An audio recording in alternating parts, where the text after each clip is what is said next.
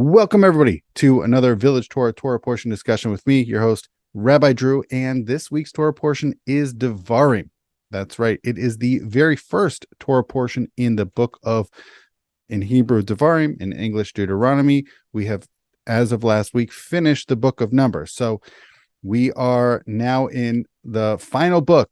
So that means, of course, we're now in August, but we have the holidays coming around the corner.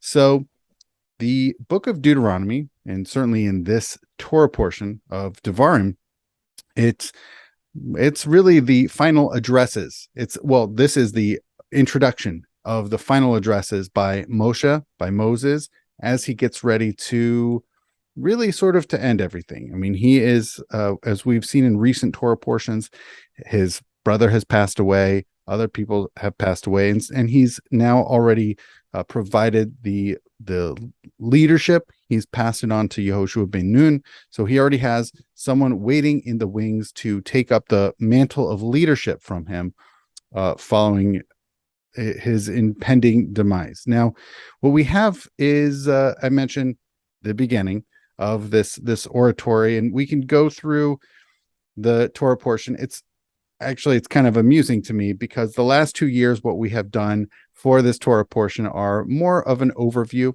We did a couple years ago a little bit of an overview, along with a talk about a travel log, different places traveled. And last year, what we did for this Torah portion was, along with Emily, highlights of the Torah portion.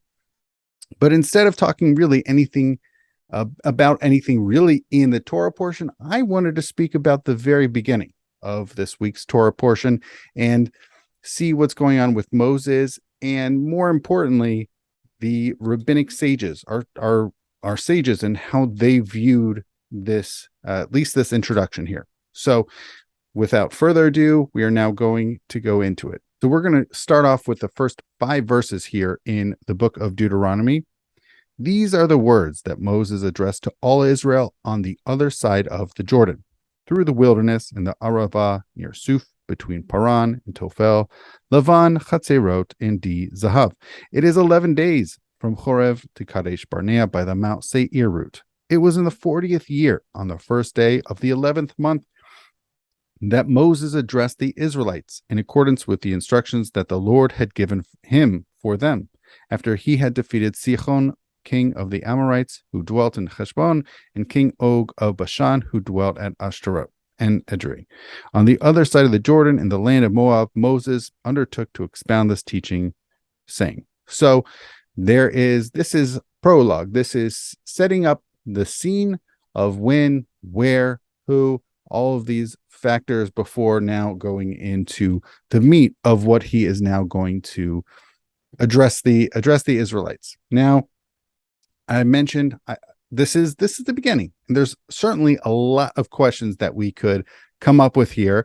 One of which is why all these place names, and what's significant about the Sihon, king of the Amorites, and Melech King Og of Bashan. So these questions pop up here. There are many questions that we could start to discuss and go into, and certainly perhaps for next year, what's the significance of Og, and so forth. But I mentioned I want to check out what the rabbis have to say. So before we get into really actually what I want to talk about, one question that emerges is, what does this have to do with the teaching? Of course, we often talk, there's a rabbinic teaching that there are 613 commandments in the Torah. There's certainly a whole host of, a lot of them in the book of Exodus, still a lot in Leviticus. There's also a fair amount, less or so, in the book of Numbers. What is going on here? Because a lot of the commandments that we will see Moses talking about in this book, we have seen before. So what is going on? So there is an early rabbinic teaching that is here in the Babylonian Talmud, which I will read.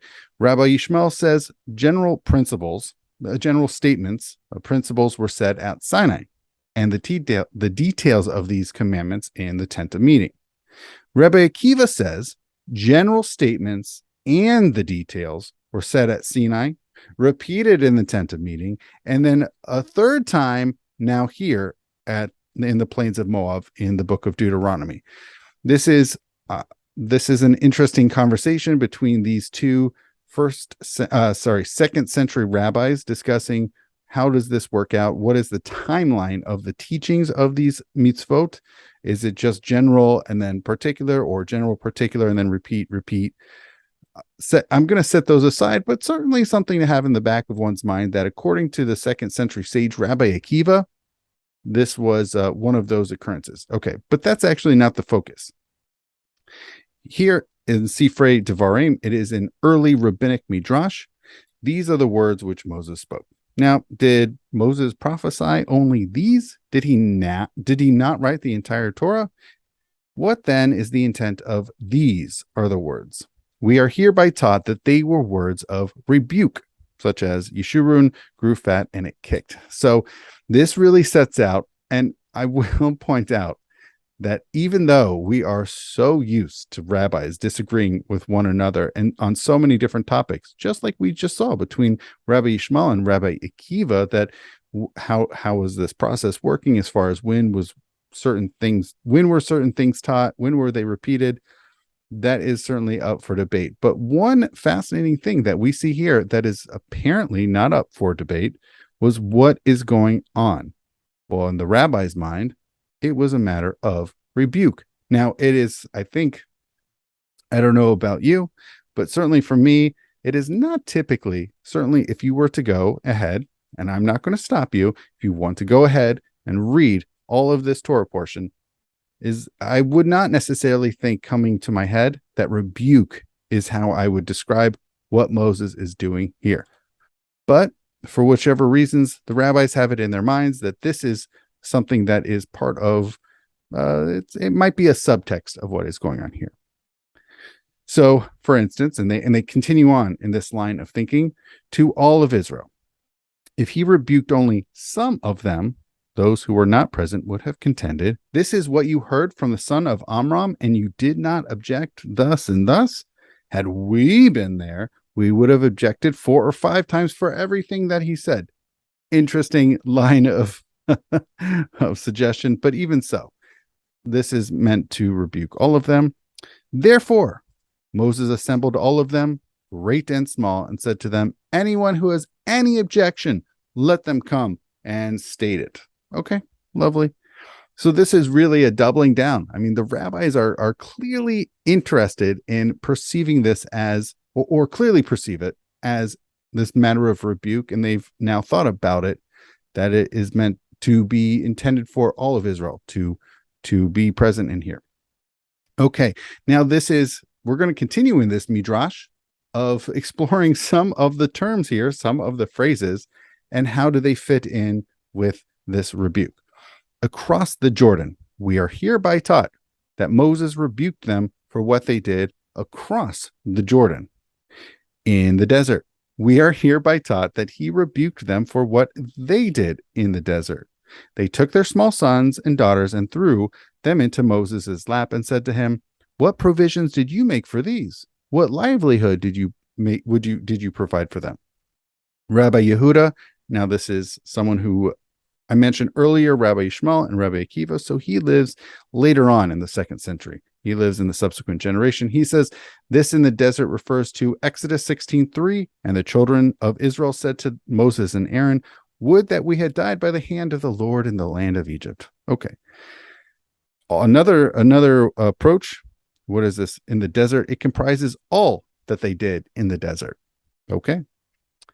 In the plain, we are hereby taught that he rebuked them for what they did in the plains of Moab. And check out the book of Numbers, verse 1 in chapter 25. Against Suf. Now, this is Mul Suf, against Suf. We are hereby taught that he rebuked them for what they did at the Red Sea. So now, so basically what's emerging is all of these different geographical place names at the establishing the context here are all these different places, not merely for places they visited, places they traveled to, places they encamped. No, they are places that are specific locations of particular things about which they are now being rebuked. Now, Rabbi Yehuda, once again, late 2nd century rabbinic authority, he says they rebelled in the midst of the sea, and they rebelled upon ascending from the sea, turning their backs upon Moses and traveling 3 journeys, such as, and they rebelled at the sea in the sea of Suf, at the sea upon ascending from it, in the sea in its very midst. I might think that he rebuked them. Okay, so I don't exactly know how they how they rebelled at the sea, in the midst of the sea, and uponing from the sea, and then traveling, turning their backs and traveling. I'm not really sure what's going on. That might be the subject of a whole separate midrashic exploration, because certainly in the Torah text, in the text of the book of Exodus, we don't see anything. We don't come across anything in which it describes them as rebelling. Not in the midst of, not ascending from. At no point. It just simply, it seems to be a very good time, and then they get out on the other side and they sing songs. We don't see anything about rebelling here, and maybe there's some further rabbinic discussions about these rebellions. It's a really fascinating idea. I have not previously encountered it, but there are all these apparently these various geographical positions that they are all now being called out for and getting rebuked by Moses. Okay. Now the Midrash continues. I might think that he rebuked them only at the beginning of a journey. Whence do I derive that he also did so between journey and journey? From between Paran and between Tophel. So these are some of these place names that occur in these first 5 verses here in the book of Deuteronomy. Tophel and Lavan, they spoke vain words, divrei tiflut, against the manna, saying that it was white. And so this is what's going on here between these 2 place names. Well, this is not just simply place names in this rabbinic imagination, but of these empty words against the manna. So they're playing with these 2 words and saying it's meant to capture a specific instance of their complaining that they are now being rebuked against. Okay. And our soul loathes this light bread. Whereupon he said to them, fools, the very essence of kings is that they are fed only light bread, so that they not be seized with diarrhea. But you have grumbled at the good that I have given you, following the precedent of your father, Adam. I told him that I would make a helpmeet for him, and for this good that I granted him, he grumbled against me. The woman that you gave to me, she gave me from the tree, and I ate. Okay. And Chatzerot, he said to them, should you not have learned from what I did to Miriam in Chatzerot? If I did not show favoritism in judgment to Miriam the righteous, how much more so would I not do so to others? So the rabbis take this whole opening setting, all right, all this context that's being established, and saying this is all meant for rebuke. And not only that, but also even the various place names, the places where they encamped, places where they journeyed, are also sites of not necessarily misdeeds, but certainly things for which they are now being rebuked by Moses. So it's really different. It's a really fascinating framing by the rabbis for what's going on here at the outset of the book of Deuteronomy. Now, I want to, okay. So that's sort of one way of perceiving this, and this is one rabbinic way of perceiving all of what's going on here in the opening verses of the book of Deuteronomy. I already gave you a sampling, a little bit of putting it on your radar of how this book is considered, because this is really throughout the entirety of the book of Deuteronomy, there are lots and lots of commandments, mitzvot, a lot of mitzvot that we have previously encountered in the previous books of the Torah, and now being repeated. So what's going on here? So here's a little bit of a different take. I mentioned, of course, this disagreement between Rabbi Yishmael and between Rabbi Akiva, these 2 early 2nd century rabbinic leading figures. And now we're going to go into a little bit along those lines. So what does this mean? Be'er et haTorah hazot lemor. These are the final words. These are the final 5 words of the 5th verse in the book of Deuteronomy. He said to them, Moses said to them, I am about to die. Anyone who heard one verse and forgot it let him come and review it. Anyone who heard one section and forgot it, let him come and review it and understand it. This is the intent of Be'er Hetev, to explain this Torah. So there's this opportunity now that anybody who forgot it, you forgot something, come to me. I'm going to remind you. Here we go. Okay. Now, even though all the other sources here are midrashic, early rabbinic, really from the first 2 or 3 centuries of the Common Era, for this session of Village Torah, I wanted to go a lot forward to Rashi. I often bring Rashi into these conversations. He's the Jewish medieval biblical commentator par excellence. And I wanted to bring him in to help us go to yet again another rabbinic midrash. So he says, what does this mean? This whole coming to pass in the 40th year, in the 11th month, on the first of the month. Here's Rashi's encapsulation, his summary. He says, this tells us that he reproved them from only shortly before his death. From whom did he learn to do this reproving right before his death? From Jacob. This is who reproved his sons only shortly before death. This is a reference to what we encounter at the end of the book of Genesis. He said, Reuben, my son, I will tell you why I have not reproved you for your unofficial conduct during all these years. It was in order that you should not leave me and go and join Esav, my wicked brother. And on account of 4 things, one should not reprove a person except shortly before one's death, that one should not reprove him and again have to reprove him. And that his fellow whom he reproves should not, when he afterwards happens to see him, feel ashamed before him, as is set forth in Sifri. And similarly, Moses is not the only one to follow in Jacob's footsteps. Joshua reproved Israel only shortly before his death. And so too Samuel, as it is said, behold, testify against me. And so also David reproved his son Solomon only shortly before his death. So there is this sort of chain of, I guess you could say, tradition that we see that Jacob does this, now Moses, and several subsequent leaders of the Jewish people. Okay, what Rashi here mentions, this reference to what we see in Sifrei. We're going to now actually check that out. So we are thus taught that Moses rebuked them only close to his death. From whom did he learn this? From Jacob, as we just saw, and we just read, who rebuked his sons only close to his death, as it is written in Genesis 49. And Jacob called to his sons and said, gather together, and I will reveal to you what will happen to you in the end of days. Reuben, you are my firstborn, and so forth. He said to him, my son, I will tell you why I did not rebuke you all these years. It is so that you would not leave me. Okay, this is everything that we have just read out of Rashi. So Rashi does a nice job here of summarizing, of encapsulating these rabbinic midrashim. Now, this midrash continues, and it says, and on account of 4 things, someone should rebuke another only close to one's death. This is an interesting teaching here. Now, these 4 reasons are so that this person should not rebuke this other person repeatedly. I guess if you keep going and going and going and continuing to rebuke someone for the exact same thing over and over again, which is an interesting idea. If you only do it prior to one's death, you do it, you expire, and you don't have to rebuke them anymore. It's an interesting perspective. I mean, why not rebuke someone?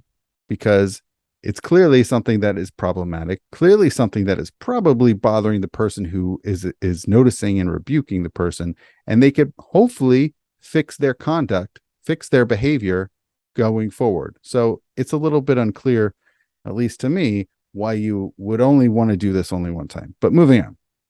Number 2, so that the other not be shamed in one's sight. Okay, this makes a lot of sense, right? You do the rebuke, and I guess they feel ashamed of this, and then they go on with their lives, and the rebuker has now passed away. Okay, so I guess they don't come across them again. I guess that makes sense.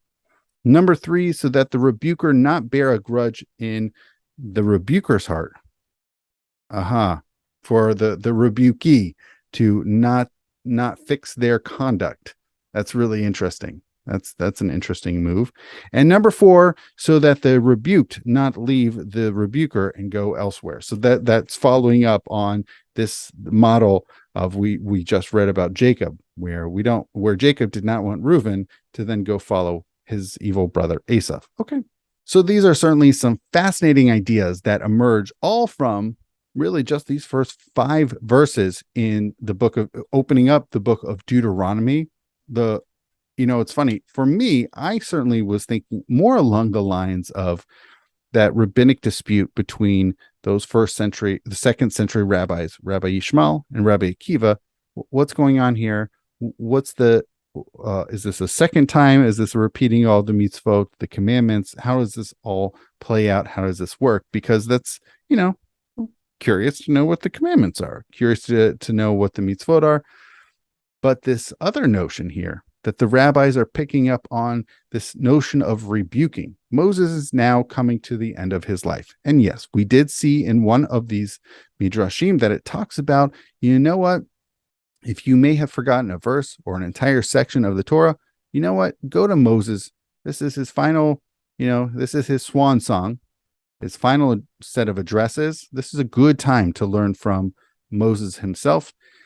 But really, the rabbis are actually quite more interested in perceiving and sort of framing this all really as a rebuke.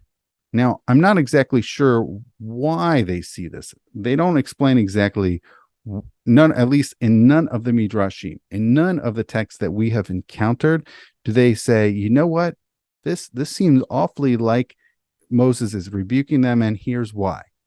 It's more of, you know what, this is a convenient time.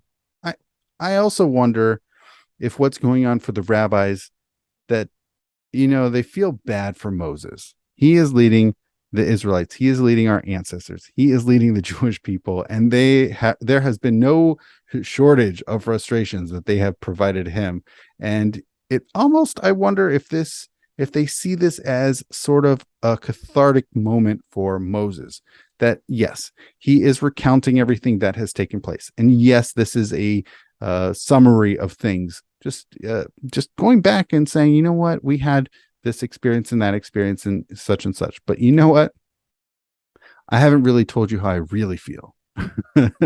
This might be in the minds and in the eyes of the rabbis. They might say, you know what, he has never really expressed to them how he really feels and how really frustrated as their leader he is.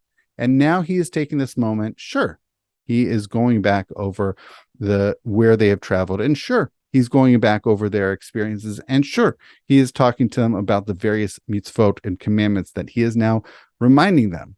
But maybe, just maybe, this is also an opportunity to say, you know what? I have lived a long life. I have experienced a lot. And I have also seen some not good conduct, not good behavior coming from you. This is my chance to tell you, you need to fix your ways. I mean, this would make sense to us, right? Because otherwise, where else are the rabbis getting this from?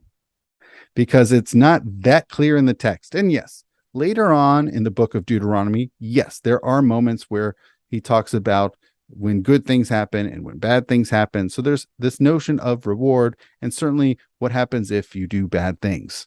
Bad things will happen. But where they see this coming from in the words in the opening, it's certainly less clear.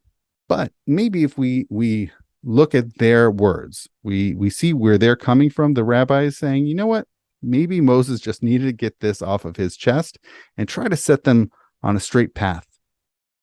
Okay, so that's my speculation of trying to make sense of these rabbinic midrashim, these rabbinic narrative expansion texts to understand their take on what's taking place here. So that's what I've got for now. And Debbie, and I enjoy it very much. All right, well, thank you. Explanations. Thank you. All right, you have a great day. Thank you. You as well, Debbie. Thank you so much. Bye-bye. Thank you. Thank you, everybody, for tuning in to this session of Village Torah. Before we go, I want to acknowledge that all Jewish life and programming here at Majestic Care Cedar Village are due to the support of Jewish Home of Cincinnati. Thank you. And with that, I want to say thank you so much, everybody, for watching, and Shabbat Shalom.